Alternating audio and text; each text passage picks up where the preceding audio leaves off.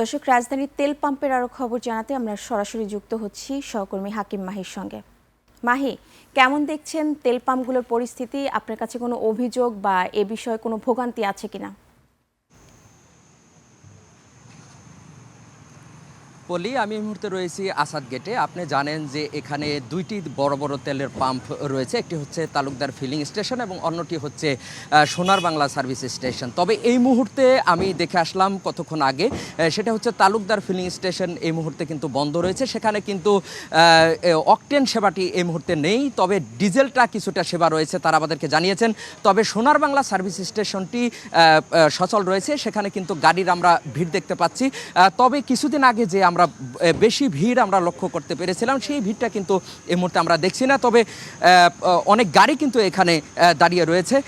আমরা সেই সকালবেলা দেখেছি যে আমি গিয়েছিলাম সেই কল্যাণপুরে, সেখানে দূরপাল্লার বাসের উপরে কিন্তু কিছুটা প্রভাব পড়েছে। অর্থাৎ তারা কিন্তু কয়েকজন আমাদেরকে জানিয়েছেন, কিছু গাড়ির ড্রাইভার, যে তারা গত রাত্রে থেকে তারা কিন্তু সেখানে ডিজেল পাচ্ছে না, সেটি কিন্তু তারা আমাদেরকে জানিয়েছেন। এবং কয়েকটি পাম্পে সেখানে ডিজেল এবং অকটেন সেবা সেখানে কিন্তু বন্ধ রয়েছে।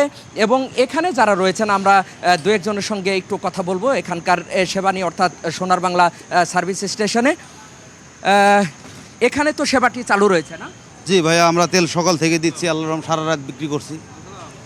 আচ্ছা, আপনাদের কোনো তো ঘাটতি নেই? না না, আমাদের কোনো ঘাটতি নেই, আমরা বেচতেছি সমানে। ধন্যবাদ আপনাকে। অর্থাৎ সোনার বাংলা সার্ভিস স্টেশনে এখানে যারা রয়েছেন তাদের সঙ্গে আমরা কথা বলছিলাম।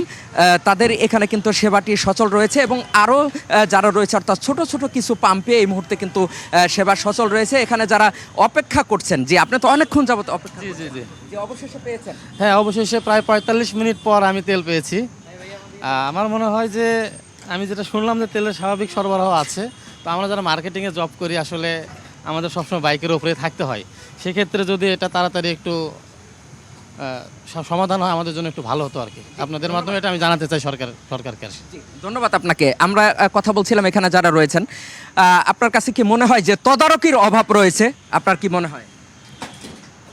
এটা তো কিছু বলতে পারতাছি না।